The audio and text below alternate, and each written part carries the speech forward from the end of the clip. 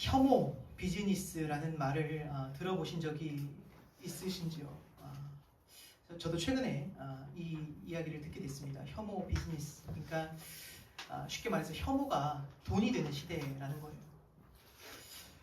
오늘날 우리가 살아가는 시대에서 사실 유튜브라는 것은 어마어마한 그 영향력을 끼칩니다. 특별히 유튜브는 구조적으로 클릭수와 조회수가 돈이 되는 시스템이 아니겠습니까? 그러다 보니까 유튜버들은 대중의 이목을 끌어들이기 위해서 어떤 진실과 상관없이 무조건 자극적인 제목과 자극적인 썸네일을 만들기 시작했어요. 큰일 났다, 망했다, 일단 자극적으로 썸네일을 만들고 기사 제목을 만드는 거예요. 그러다 보면 사실 들어가 보면 별일 아닌데 자극적으로 만들기를 시작하는 겁니다. 그러다 보니까 이제 가짜 뉴스가 넘쳐나게 되는 것이죠. 가짜 뉴스라는 것이 우리가 오해하면 안 되는 게 100% 가짜라는 게 아니에요. 일말의 진실과 가짜를 섞는 것입니다. 과장되고 부풀리고 그렇게 진짜와 가짜를 교묘하게 섞어 놓습니다.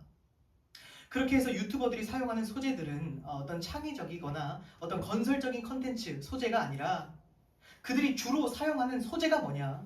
미움과 분노와 혐오를 조장하는 컨텐츠들이에요.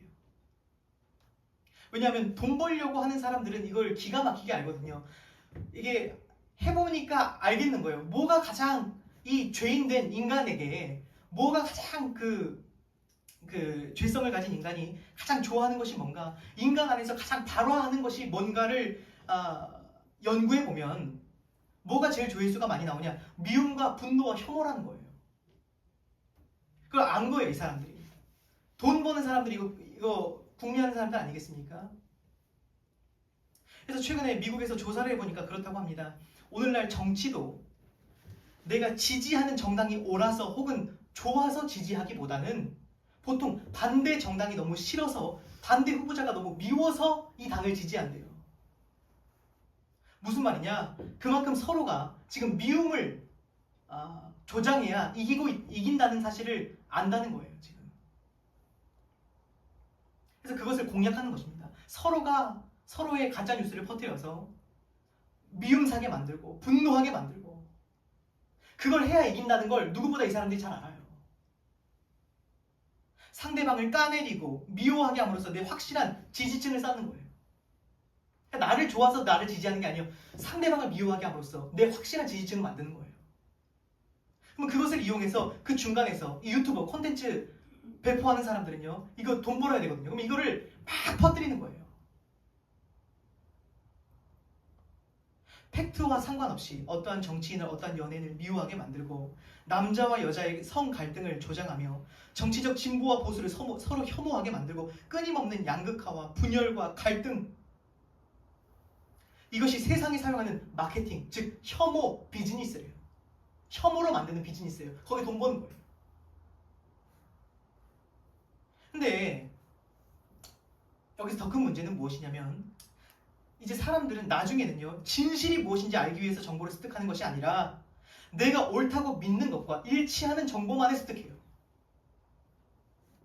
내 주장이 옳다는 것을 뒷받침해줄 정보를 습득하고 끌어모은다는 사실이에요. 나는 내가 옳다는 것을 그냥 이 정보를 통해서, 이 컨텐츠를 통해서 확인받으면 돼요. 이것을 확증 편향이라고 말합니다. 그러한 그 알고리즘에 갇히게 되는 거예요.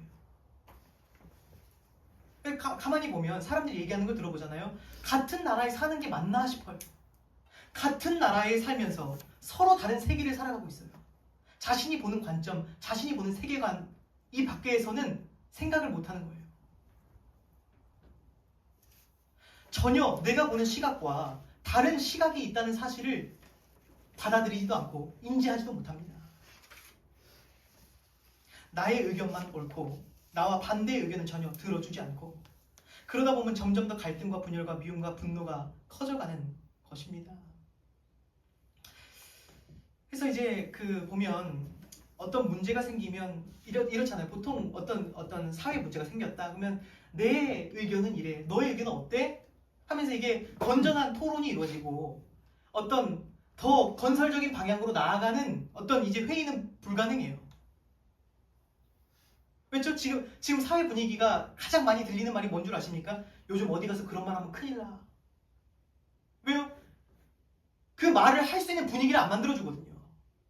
나와 반대되면 즉각적으로 등 돌리고 분노하고 비방하고 욕하고 전혀 다른 사람의 의견을 들어줄 준비가 안 됐어요. 자, 그럼 여기서 문제는 뭐냐? 세상은 그런 세상인데 진짜 문제는 뭐죠? 교회도 그렇다는 거예요, 지금. 지금 교회도 다 나눠졌어요. 교회 안에서 정치 색깔로 나눠져 있고, 아니 어떻게 깨어있는 성도가 그 당을 지지할 수가 있어? 용납을 못해요. 교회가 교회를 미워하고 성도가 성도를 비난하고 교회 안에서 지금 다 분열하고 있다는 거예요. 그래서 오늘 어쩌면 조금은 예민한 부분을 저는 다루려고 합니다. 오늘 바울은 이렇게 말합니다. 그러므로 주 안에서 갇힌 내가 너희를 권하노니 너희가 부르심을 받은 일에 합당하게 행하여. 바울은 교회에게 부르심 받은 일에 합당하게 행하라고 합니다. 그 부르심이 무엇인지 한번 읽어보겠습니다. 4절에서 6절까지 함께 읽겠습니다. 4절에서 6절 말씀 읽겠습니다. 시작. 동의하나요 성령도 한 분이시니 이와 같이 너희가 부르심의 한 소망 안에서 부르심을 받았느니라. 주도 한 분이시요 믿음도 하나요 세례도 하나요 하나님도 한 분이시니 곧 만유의 아버지시라. 만유 위에 계시고 만유를 통일하시고 만유 가운데 계시도다. 지금까지 예배소서에서 바울은 앞서 그리스도께서 그 육체로 유대인과 이방인 사이에 막힌 담을 헐었다고 말씀하셨어요. 그리스도께서는 유대인도 이방인도 아니라 새로운 인류를 만드셨대요.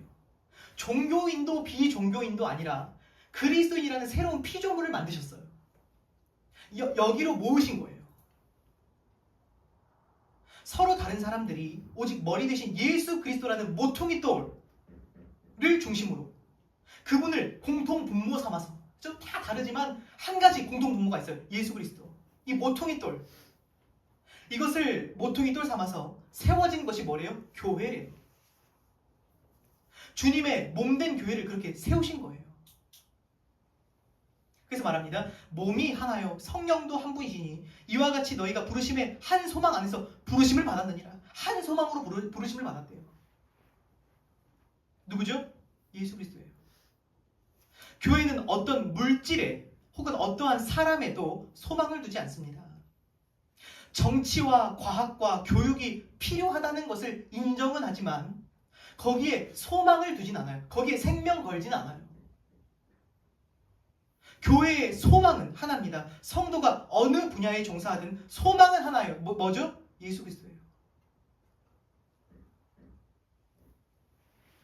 주도 한 분이시요 믿음도 하나요 세례도 하나라고 말합니다.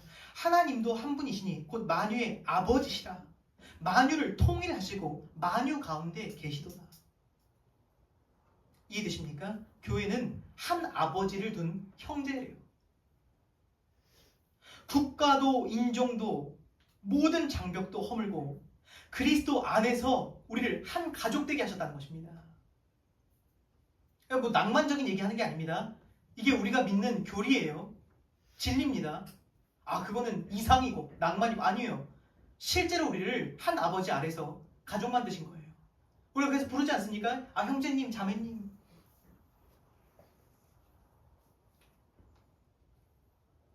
그렇게 우리를 하나로 통일하셨대요. 고린도전서 12장 13절 말씀 제가 읽겠습니다. 우리가 유대인이나 헬라인이나 종이나 자유인이나 다 한 성령으로 세례를 받아 한 몸이 되었고 또 다 한 성령을 마시게 하셨느니라.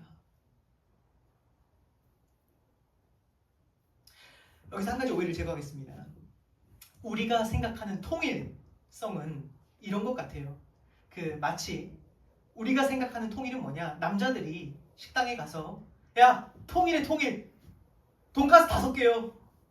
순대국밥 5개요. 우리가 생각하는 통일은 이게 통일이에요. 다름을 인정하지 않고 하나로 뭐 하나. 획일성. 근데 여기서 말하는 교회를 통일하신 것은요, 이런 다양성을 인정하지 않는 획일성은 아니에요. 오히려 여기서 말하는 통일은 남자들의 식탁보다는 제가 볼 때는 여성들의 식탁에 가까워요. 보통 여성들은 돈가스 5개 시키는 남성들의 식탁을 이해하지 못합니다. 여성들은 어떻게 먹죠? 물론 일반화는 아닙니다. 대부분의 제가 본 여성들은 이렇게 먹습니다. 이것저것 시켜서 조합하여 맛있게 나누어 먹기를 원해요. 이런 부분에서 보면 자매들이 형제들보다는 현명한 것 같아요. 다양하게 골고루 시켜서 더 건강하고 영양가 있고 풍성한 한 상을 만들어내요. 교회 하나됨이 바로 그렇다는 거예요. 교회는 서로 다른 다양한 사람들이 모여서 건강한 한 몸을 만드는 거예요. 돈가스 5개 시키는 거는 사실 단순해요. 뭐 할 게 없어요. 그냥 5개 시키면 돼요. 근데 이것은 너무나 단순하고 쉽지만 영양 성분을 생각해서 영양 성분만 생각하는 게 아니죠. 자매들은 또 맛 조합도 중요하잖아요. 맛 조합을 만들어내고 이것만 먹는 것보다 이거랑 같이 먹으면 더 맛있고, 그렇게 조합하고 푸짐하게 만드는 건강한 한 상을 차리는 것은 사실 좀 더 어려워요. 돈가스 5개보다 고민이 필요해요. 야, 이거랑 뭐가 어울릴까? 이거 먹을까? 아, 이거 좋다. 그죠? 그 고민이 필요하고 노력이 필요해요. 거기에는. 그러니까 세상에서 회사 같은 데서는 그렇게 하려고 돈 주고 영양사를 고용해요. 그렇죠? 돈가스 5개 먹을 거면 영양사를 쓸 필요가 없어요. 근데 제한된 금액으로 영양 성분과 맛 조합을 고려해서 건강한 한 끼 식사를 만들어내야 되기 때문에 굳이 영양사를 고용하는 거예요. 그건 어려운 일이니까. 마찬가지죠. 교회가 건강한 몸을 이루기 위해서는 노력이 필요해요. 돈가스 5개가 아니기 때문이에요. 그래서 말합니다. 3절 말씀 한번 읽어보겠습니다. 3절 말씀 읽겠습니다. 시작. 평안의 줄로 성령이 하나 되게 하신 것을 힘써 지키라. 뭐라고 하죠? 주님께서 하나 되게 하신 이 교회를 힘써 지키라고 말씀하세요. 그러니까 다시 말씀드리지만 이게 어려운 거기 때문에 이걸 조합해서 하나를 딱 만드는 것은 돈가스 5개가 아니기 때문에 힘써 지키래요. 다양한 사람들이 있고 다양한 맛이 있고, 그러니까 어떻게 되죠? 이게 하나로 만들려면 어떻게 되죠? 힘써 지키래요. 힘써야 된다는 거예요. 우리가 교회를 하나 되게 하는 것은 아닙니다. 자세히 읽어보시면 이렇게 돼 있어요. 성령께서 하나 되게 하신 교회를 우리는 지키래. 이것이 너희가 부르심 받은 일에 합당한 일이라고 말씀하십니다. 교회의 하나됨은 그냥 지켜지는 것이 아닙니다. 어떤 신비적인 힘으로 교회가 자연스럽게 하나님이 지켜지는 게 아니에요. 각 사람의 노력이 필요해요. 이 자리에 계신 한 분 한 분의 노력이 필요해요. 그래야 교회가 하나로 지켜진대요. 그래서 주님께서 우리에게 오늘 명령하십니다. 힘써 지키라. 그럼 이제부터 우리가 어떻게 이것을 힘써 지켜야 하는지 우리가 하나하나 살펴보도록 하겠습니다. 우리 2절 말씀 한번 읽어보겠습니다. 2절 함께 읽겠습니다. 시작. 모든 겸손과 온유로 하고 오래 참음으로 사랑 가운데서 서로 용납하고. 아멘. 첫 번째는 사랑입니다. 사랑.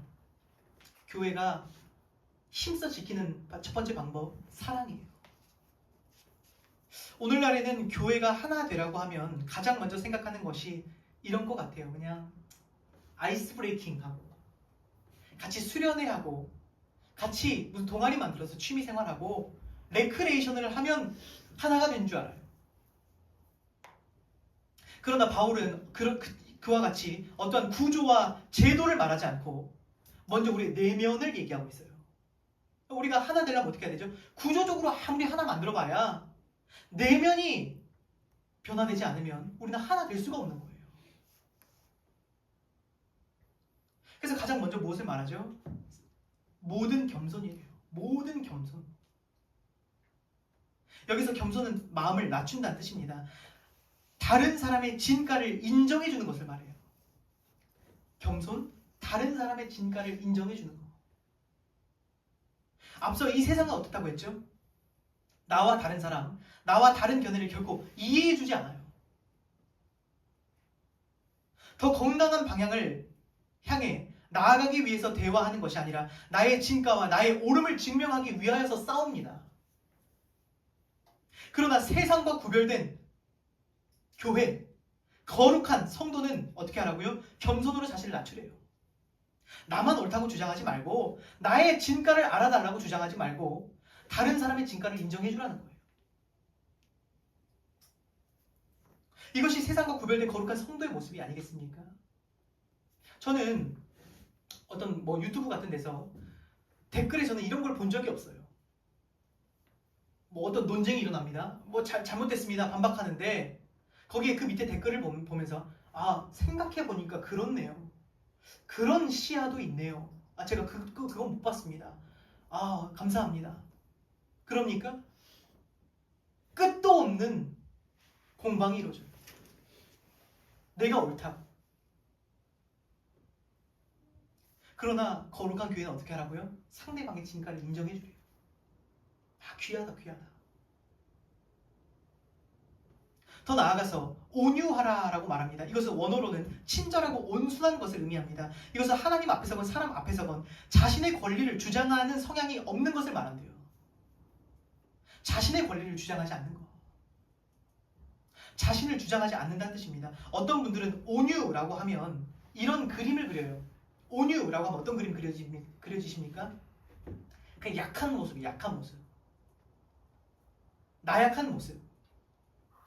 그러나 온유는 자신을 억누를 수 있는 힘이기 때문에 진정한 강함이에요. 그렇죠? 나를 억누를 수 있는 힘이에요, 힘. 약한 게 아니에요. 내 권리를 주장할 수 있지만 그것을 억누를 수 있는 힘. 진정한 의미에서의 강함이에요, 이게. 해서 존 스토트 목사님은 이렇게 말을 했습니다. 겸손과 온유는 자연스레 한 쌍을 이룬다.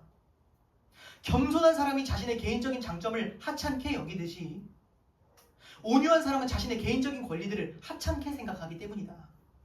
그것들은 자신의 마음이 온유하고 겸손한 자라고 묘사하신 주 예수님의 성품의 완벽한 균형을 이룬 상태로 발견된다.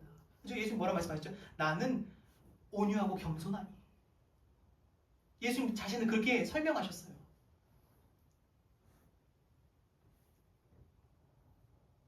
그것과 가장 부합하다는 거예요. 더 나아가서 오래 참음으로 사랑 가운데서 서로 용납하라고 얘기합니다. 오래 참음은 말 그대로 인내인데 나를 화나게 하는 사람에게 인내해 주는 거예요. 그렇게 서로 용납하라는 이야기입니다. 이러한 용납이 없이 어떻게 하나가 될 수 있겠습니까? 이것은 말 그대로 어려운 일이기 때문에 힘써야 되는 거예요. 그렇죠? 나를 화나게 하는 사람 참는 게 쉽습니까? 어려워요. 힘써야 돼, 힘써야 되는 거예요. 인내로 지켜내야 되는 것입니다. 이러한 모든 것이 바로 사랑이에요. 사랑은 절대로 그냥 감정이 아니에요. 사랑은 의지입니다. 사랑하기로 결정하는 것이고 힘쓰는 것입니다. 교회는 그리스도의 사랑으로만 지켜지는 거예요.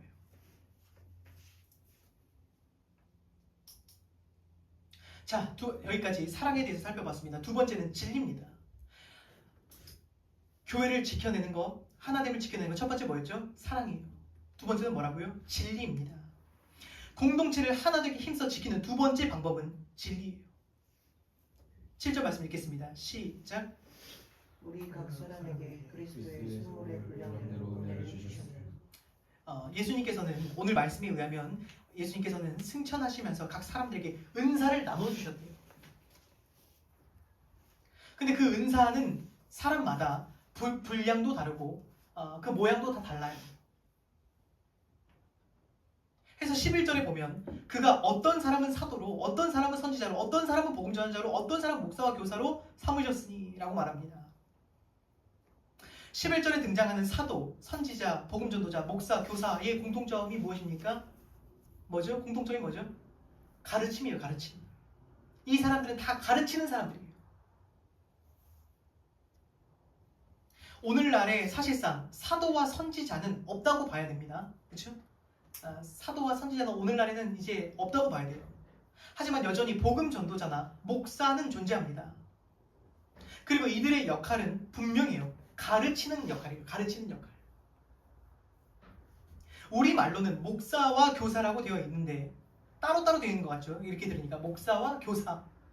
근데 원문에는 목사 겸 교사예요. 그러니까 목사는 곧 교사라는 뜻이에요. 가르치는 사람이다. 목사는. 저와 같은 목사는 가르치는 은사를 받아 가르칠 수 있는 사람이어야 한다는 뜻이에요. 오늘날에는 뭐 행정 목사, 뭐 찬양 목사, 다양한 목사들이 존재할 수 있는 것 같지만 사실 본질적으로는 목사는 누구나 가르치는 사람이어야 된대요. 잘 가르치는 사람이어야 된다. 12절 한번 읽어보겠습니다. 12절 말씀 함께 읽겠습니다. 시작. 이는 성도를 온전하게 하여 봉사의 일을 하게 하며 그리스도의 몸을 세우려 하심이라. 자, 성도를 이 가르침이 왜 필요하냐? 왜 가르치냐? 성도를 온전하게 한대요. 준비케 한다는 거예요. 성도를 준비시켜서 봉사의 일을 하게 함으로써 그리스도의 이 몸을 세우려고 한대요. 이게 잘 가르쳐야 되는 이유예요.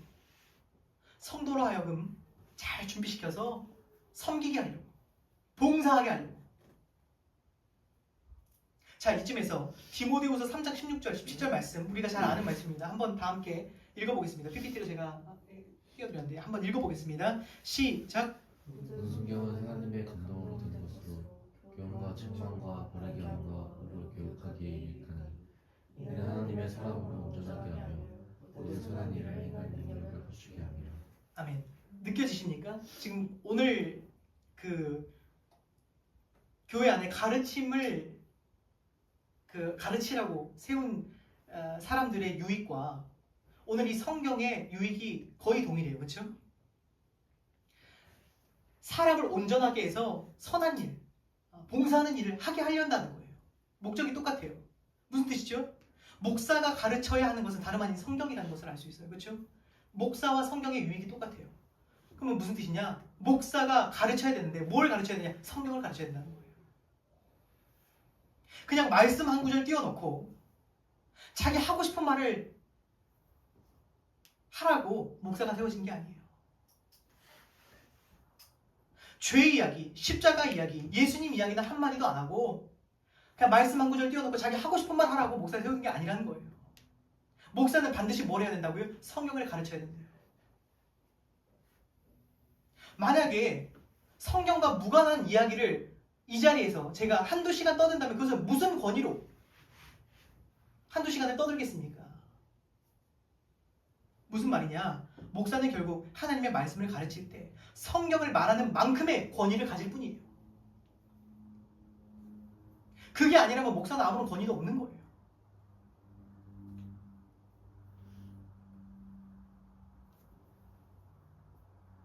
그저 목사가 하는 말이 다 맞고 목사를 신격화해서는 안 된다는 뜻입니다. 제가 보면 그런 것 같아요. 저 하는 말이 들어보면 말도 안 되는 말인데 거기에 왜 이렇게 많은 사람들이 모이나 보면요. 목사가 신격화돼 있어요. 아, 우리 목사님이 하는 말은 다 맞아. 그래서는 안 된다는 것입니다. 목사가 물론 오늘 보면 중요한 임무를 맡은 건 사실이에요. 목사도 그저 목사가 중요한 일을 맡은 건 사실이지만 목사도 그저 한 지체로서 가르치는 은사를 받고 성경을 가르치고 복음을 가르치는 역할을 맡은 것 뿐입니다. 이와 반대로 성도는 목사가 성경을 가르치고 복음을 가르친다는 전제하에 잘 배워야 할 책임이 있는 거예요. 잘 배우셔야 돼요. 제가 성경을 말하는 한 잘 배우셔야 돼요. 교회는 가르치고 가르침을 받는 곳입니다. 그러니까 여러분들에게 부탁을 드려요. 듣고 싶은 말을 들으려고 하지 마시고 교회가 여러분을 가르칠 수 있게 허락하시기 바랍니다. 가르침을 받으려고 왔기 때문이에요. 뿐만 아니라 예배만 드리고 간다고 해서 오늘 내 책임을 다했다고 여기지는 마시기 바랍니다. 그렇게 양심만 달래고 가지 마시기 바랍니다. 하나님께서는 분명 여러분을 섬기라고 부르셨대요. 섬겨서 교회를 세우라고 부르셨대요. 저도 여러분도 똑같은 부르심이에요. 뭐죠? 동일해요. 뭐죠? 말씀을 가르치는 은사를 받았건 봉사하는 일을 받았건 교회를 세우라는 거예요.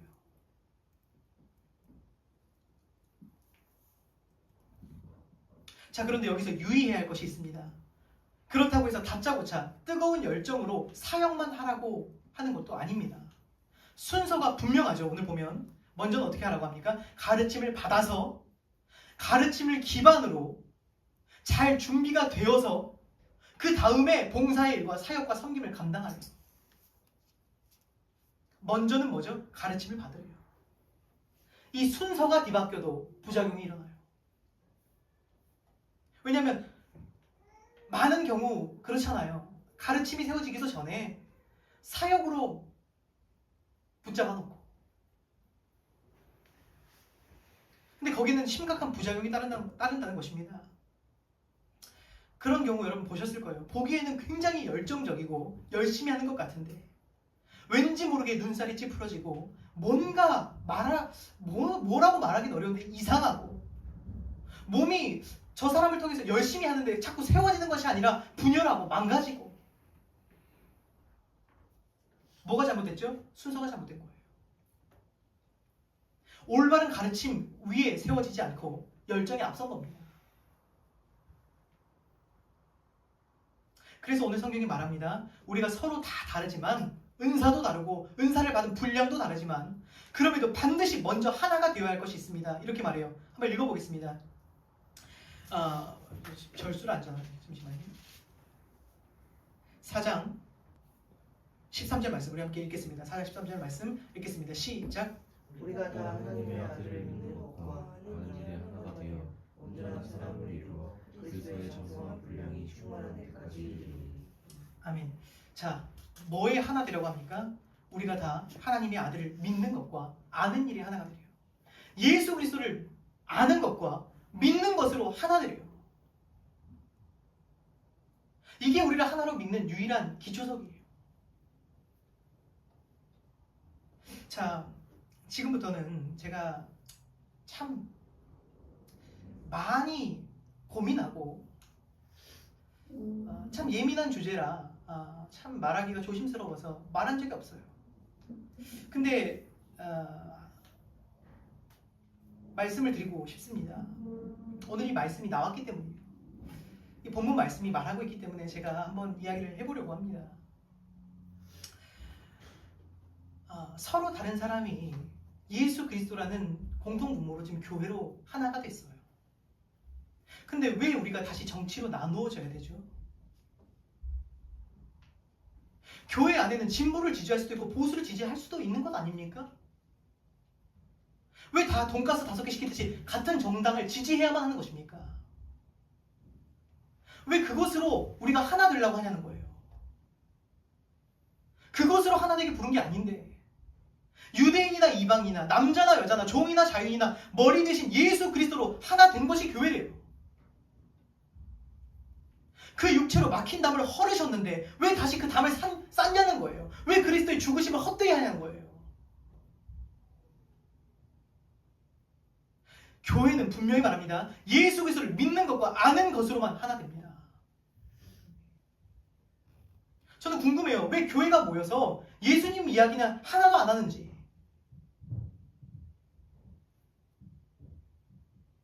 예수님의 십자가 이야기할 때는 어떠한 감동도 없고 꿀먹은 벙어리처럼 아무 말도 안 하다가 정치 이야기 나오면 흥분하고 격양되고, 돈 이야기 나오고 연예인 이야기 나오고 외모 가꾸는 이야기 나오면 얼굴에 화색이 돌고 입에 침을 튀면서 얘기해요. 근데 예수님 이야기하면 한마디도 안 해요.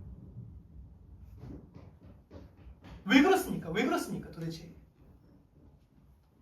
십자가 이야기는 더 이상 할 얘기가 없습니까? 그거는 너무나 기초적인 거고 너무나 원론적인 거라서 그거는 넘어가고, 내가 정치 이야기해야 뭔가 깨어있는 느낌이 드시는 거예요?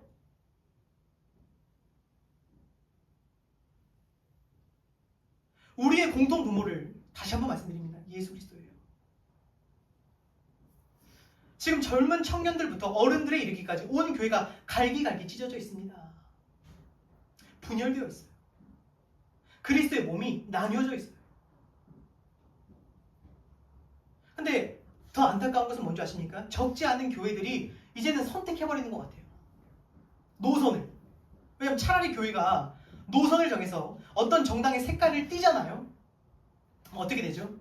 반대되는 사람들은 떨어져 나가겠지만 같은 절대로 떨어지지 않는 지지층이 생겨요. 그러면 반대편에서 볼 때 사실 반대편은 이 채널 알고리즘이 안 뜨거든요. 그쵸? 자기네들 것만 보거든요. 그럼 사실 욕도 안 먹어요. 오히려 하나를 선택해버리면. 그러면 그 지지층만 모여서 댓글을 답니다. 제가 보니까 참 재밌어요. 어떤 확실한 어떤 목사님이나 어떤 교회가 확실하게 정치적인 색깔이 띄잖아요. 그 댓글에는 악플이 없어요. 왜냐면 그 사람들만 모여서 댓글에 써주거든요. 깨어 있습니다. 우리는 깨어 있는 교회입니다. 우리는 깨어 있는 목사님, 우리 깨어 있는 목사님 막 찬양을 해요. 박수를 쳐줘요. 그런데 누가 악플을 받냐? 어떤 목사님이요? 예수 그리스도만 전하기로 하잖아요. 막 악플을 받아요. 왜? 목소리를 안 내냐고. 비겁하다는 거예요. 댓글로 말도 못하게 괴롭힙니다. 그렇게 교회를 분열시키고 아프게 만들어요. 그래서 말씀드리는 거예요. 오히려 제가 참 감사해요. 유명하지 않아서. 이 말을 어디서 하면 테러를 당할 거예요. 모르겠습니다. 이 가운데서 이 말이 불편하신 분도 계실 수도 있습니다. 그러나 저는 말하지 않을 수가 없어요. 이제는. 디모데전서 6장 3절에서 5절 말씀 우리 한번 읽어보겠습니다. 디모데전서 6장에서 3절부터 5절까지의 말씀 우리 한번 읽어보겠습니다. 시작.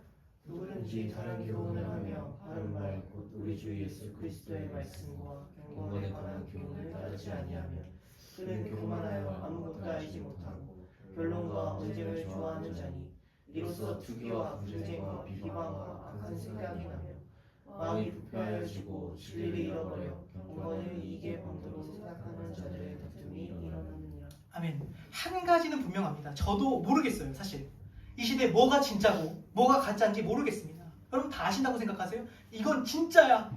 모르죠. 얼마나 가짜가 섞여 있는지 우리가 다 아는 사람이 있겠습니까? 이제 다 섞어놨는데 뭐가 진짜인지 이제 가짜인지 알 수도 없어요. 이제 뒤죽박죽 섞여서 알 길이 없습니다. 그런데 한 가지는 분명해요. 열매 보면 알 수 있어요. 이것이 하나님께로부터 온 것인지 아닌지 알 수 있습니다. 미움과 분쟁과 비방과 악한 생각과 다툼이 일어난다면 이거 누구의 열매죠? 하나님의 열매는 아닌 거예요. 한 가지는 분명하지 않습니까? 이것은 성령의 열매는 아닌 거예요. 그래서 말씀드려요. 모든 것은 견해가 될 수 있지만 교회 안에는 이견이 있어서는 안 될 진리가 있지 않습니까? 뭐죠? 하나님의 아들을 믿는 것과 아는 것의 하나가 되라는 거예요. 여기 이견이 있으면 안 되잖아요. 이견이 있는 것 말고 모든 성경이 확실하게 가리키고 있는 예수 그리스도를 알고 믿는데 하나가 되라고 말씀드리는 것입니다. 이거 하기에도 시간이 없어요.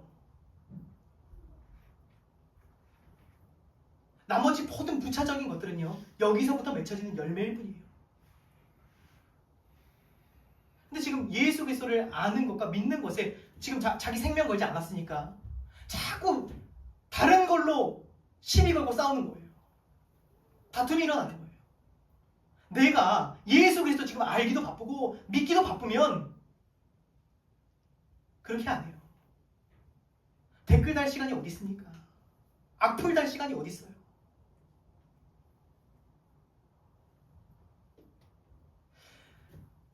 바울이 오늘 본문 바로 앞에 에베소서 3장에서 이렇게 말하죠. 제가 읽어드릴게요. 믿음으로 말미암아 그리스도께서 너희 마음에 계시게 하시옵고 너희가 사랑 가운데서 뿌리가 박히고 터가 굳어져서 능히 모든 성도와 함께 지식에 넘치는 그리스도의 사랑을 알고 그 너비와 그 길이와 높이와 깊이가 어떠함을 깨달아 하나님의 모든 충만하신 것으로 너희에게 충만하게 하시기를 구합니다. 예수 그리스도의 사랑, 그 너비와 길이와 높이와 깊이가 어떠함을 깨닫기를 원한대요. 여러분 이것만 되면 우리는 온전한 사람을 이룰 수 있어요. 충분히 성숙한 사람이 될 수 있습니다. 그리스도의 장성한 분량에 이를 수 있어요. 이것만 제대로 해도 부족하지 않아요. 중요하겠죠. 정치 중요합니다. 뭐 다 중요해요.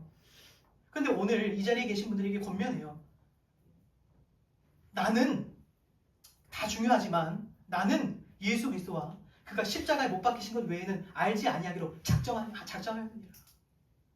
십자가만 알기로 그냥 작정하시면 됩니다.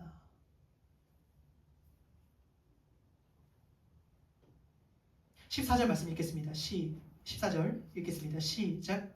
우리가 이제부터 어린아이가 되지 않으면 사람의 속임수와 간사한 유혹에 빠져 온갖 교훈의 훈주에 비어 요동하지 않게 하려 합니다. 아멘. 어린아이의 특징은 분별력이 없다는 것입니다. 그렇죠? 어린아이는 분별력이 없어요. 왜냐하면 분별력과 이해력이라는 것은 가장 나중에 발달하거든요. 그렇죠? 어린아이에게 무슨 분별력과 이해력이 있겠습니까? 저희 이한이가 그렇죠? 뭘 가르쳐주면 분별하고 이해합니까? 아니에요. 그냥 그렇구나. 늦게 발달하니까. 이건 좀 더 커야 돼요. 그래서 교회 안에 어린아이와 같은 사람들은요, 어떤 내용을 듣고 분별할 수 있는 기준이 없어요. 그러다 보니까 자주 드러나는 현상이 뭐죠? 타이틀에 속더라고요. 예를 들어서 저분 유명한 목사님이래. 타이틀이죠. 저분 유명한 목사님이래. 저분 교회 다닌대. 저 연예인 크리스천이래. 이 책 그 기독교적이래. 분별하는 게 아니라 그 네임에 속는 거예요. 그냥. 뿐만 아니라 어떠한 정치 이야기와 음모론과 가짜뉴스와 이단 사이비에 휘둘려 요동을 친다는 거예요. 이것은 오늘날 교회의 전반적인 현상이 아니겠습니까? 이것은 오늘날 교회 안에 가르침이 심각하게 무너졌다는 반증이에요. 지금 이것에 심각하게 성도들이 요동한다는 것은 지금 교회 안에 가르침이 무너졌다는 뜻이에요. 그럼 가장 큰 책임이 누구에겠습니까? 누가 가장 크죠? 책임이? 저 같은 목사예요. 가르치라고 세워둔 목사가 큰 책임이 있는 거예요. 본래 때가 이르면 사람들은 바른 교훈을 듣지 않는다 그러셨어요. 그렇죠? 때가 이르니 사람들이 바른 교훈을 듣지 않는다. 이건 이미 주님이 정해진 거예요. 주님 말씀하신 거예요. 예언된 거예요. 근데 문제는 뭐냐? 귀가 가려워서 바른 교훈을 듣지 못하는 이들에게 목사가 다른 교훈을 전하기 시작했다는 거예요. 다른 복음을 전하는 것입니다. 이렇게 이해하시면 될 것 같아요. 제가 예를 들어서 쉽게 설명을 드릴게요. 왜 그 배달 음식에 많이 드시죠? 배달 음식 많이 즐겨 드실 겁니다. 배달 음식은 대부분 자극적이에요. 그 자극적인 맛에 빠지면 사실 그 다음부터는 건강한 음식은 먹히지를 않습니다. 사실 건강하지 않다는 것을 모르고 먹는 건 아니에요. 나도 알아요. 이거 먹으면 그렇게 건강하지 않다는 거. 근데 그 자극적인 것이 땡기는 거예요. 그 순간은 그래서 그거 먹으면 어떻죠? 몸에 나쁘니까 식사가 안 됩니까? 아니에요. 식사 돼요. 먹은 것 같고 배부르고 한 끼 식사 된 것 같아요. 그러나 그 결과는 뭐냐? 체질이 망가지고 영양의 밸런스가 깨지고 성인병이 걸리고 비만 걸리고 혹은 영양실조에 걸려요. 심지어 암에 걸리기도 합니다. 근데 그런데도 불구하고 어떻게 하냐? 식품 회사들이라든지 어떤 식당에서는 그러한 자극적인 것들을 계속 내놔요. 왜 그렇죠? 그래야 사람들이 좋아하고 땡기고 그래야 돈 버니까. 자신들이 살아남기 위해서는 어쩔 수 없어요. 그걸 자극적으로 만들어야 돼요. 마찬가지입니다. 한번 자극적인 메시지에 길들여진 사람은 예수 그리스도의 복음은 슴슴해서 먹지를 못해요. 진리가 무엇인가가 그렇게 중요하지 않습니다. 나를 자극해주는 메시지가 더 좋은 거예요. 그렇죠? 진리가 중요합니까? 아니에요. 나를 자극해주는 게 좋은 거예요. 그래서 그러한 메시지를 들으면 그 순간은 예배드린 것 같고 먹은 것 같고 된 것 같아요. 그런데 영적인 건강은 체질은 망가지고 밸런스는 무너지고 영적인 성인병과 영적인 영양 실조를 겪게 되는 것입니다. 그런데도 교회는 그것을 알면서도 자극적인 것들을 계속 내놓는 거예요. 왜요? 그래야 교회가 생존할 수가 있거든요. 그래야 사람들이 오거든요.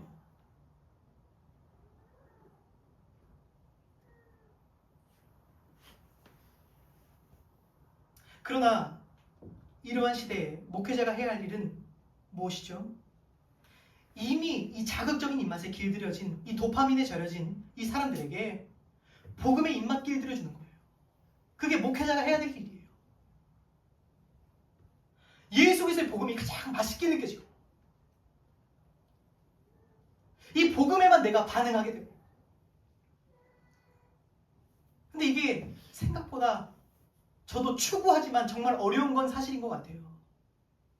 배고플 각오를 해야 되고요. 비난받을 용기가 있어야 되고요. 인기 내려놔야 돼요. 그리고 인내가 필요한 오래 걸리는 작업이더라고요. 여기에 입맛 길들여지기까지는 오래 걸려요. 오래. 또 많은 사람들은 중간에 포기하고 도망갑니다.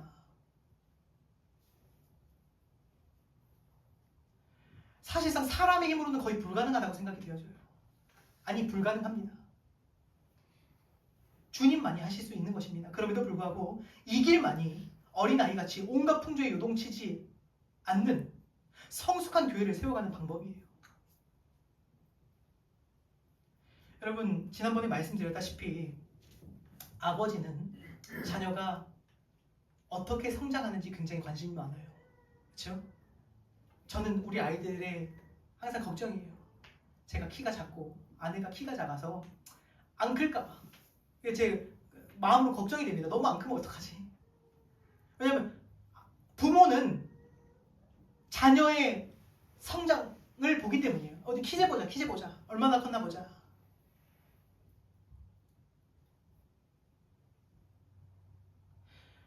해서 시브리서 저자는 성장하지 않는 자들을 책망하기도 해요. 이렇게 책망합니다. 때가 오래되었으므로 너희가 마땅히 선생이 되었을 터인데 너희가 다시 하나님의 말씀의 초보에 대하여 누구에게 가르침을 받아야 할 처지니 단단한 음식은 못 먹고 젖이나 먹어야 할 자가 되었도다. 지금 때가 오래되었으므로 너희 교회 다닌 지가 언젠데 이렇게 안 자라냐, 그 말씀하시는 거예요. 주님께서는 우리가 어린아이에 머무르는 것을 기뻐하지 않으세요. 성숙하고 성장하기를 원하십니다. 해서 여쭤보고 싶어요. 올 한 해 여러분 얼만큼 성장하셨습니까? 주님이 올 연말에 여러분 데리고 오셔서 손잡고 오셔서 키 재보자, 키 재보자. 작년보다 얼마나 컸나 보자.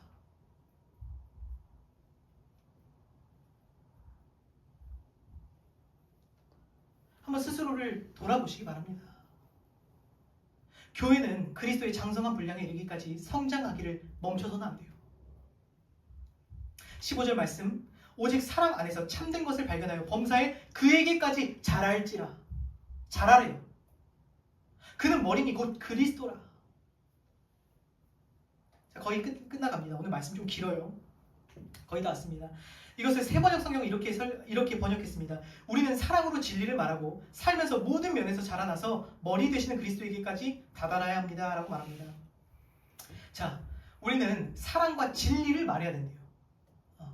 우리가 교회를 세우려면 우리 앞서 두 개 뭐 말했죠? 사랑과 진리예요. 우리는 이 사랑과 진리의 균형을 잃어서는 안 된다는 거예요. 교회는 어느 쪽도 버려서는 안 됩니다.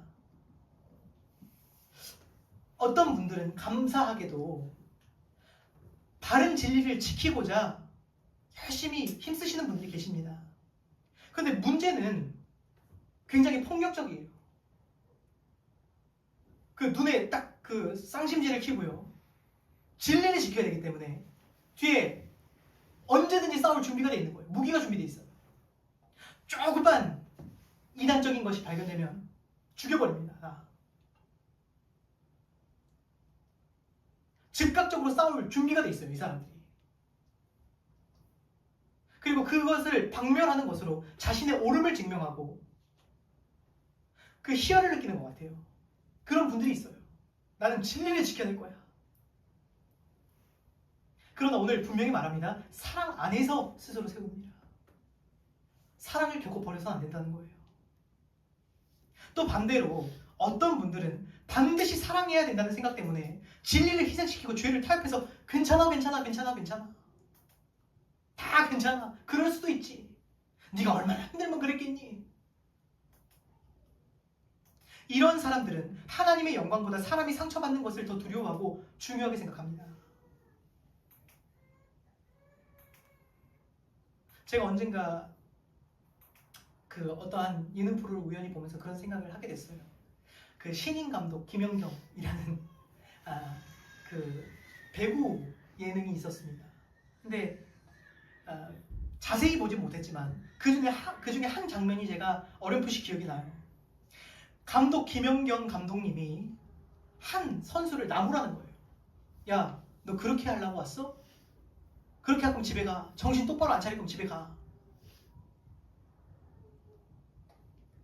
그러니까 그 말을 그 눈물 쏙 빼놓게 이제 혼나고 나서 이제 그 여자 선수가 눈물이 글썽글썽 거려요. 하도 혼쭐을 내니까. 근데 하늘을 보고 눈물을 꾹 참더니 각성을 해요. 내가 이런 말 다시 안 듣기 위해서, 그리고 또 감독님 실망시키지 않기 위해서 더 열심히 해야겠다. 그러더니 실제로 더 잘하더라고요. 그때부터.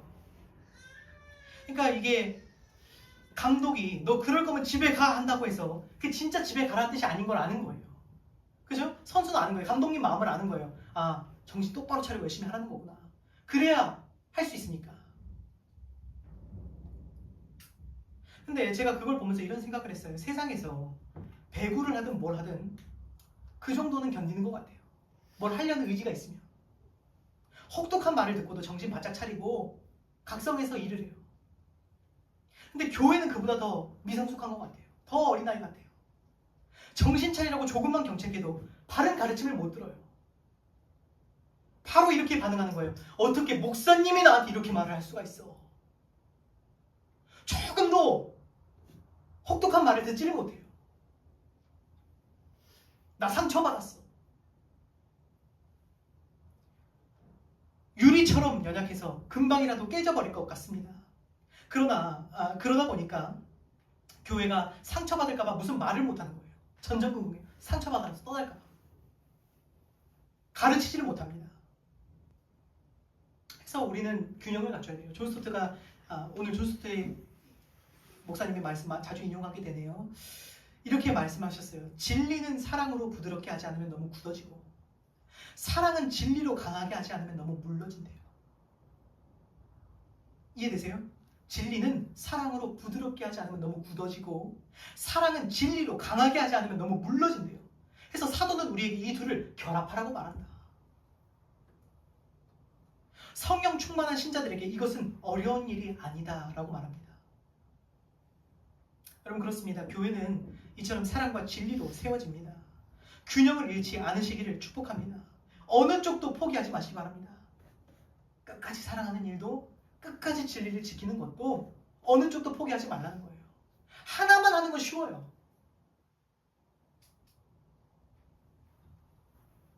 그리고 마지막으로 16절 말씀 읽고 마치겠습니다. 16절 말씀 읽겠습니다. 시작.